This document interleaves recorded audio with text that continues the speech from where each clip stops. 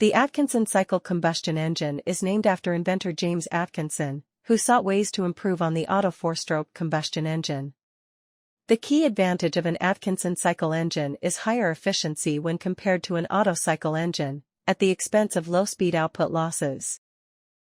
On the intake stroke, the intake valve opens, allowing the air-fuel mixture to enter the combustion chamber.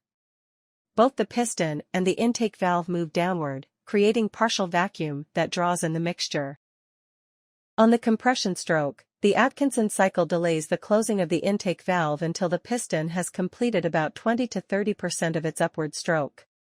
Some of the intake charge is driven into the intake manifold by the upward movement of the piston so that the cylinder is never filled, hence the low-speed power reduction.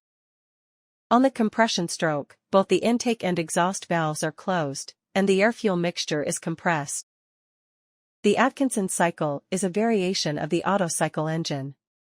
In the Otto cycle engine, the intake, compression, power, and exhaust strokes are completed in 2 crankshaft rotations, that is, intake/ignition, then power/exhaust.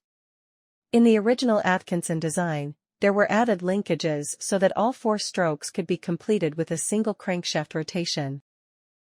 Today, the Atkinson cycle engine has been engineered to mesh precisely with a hybrid electric motor for optimal efficiency.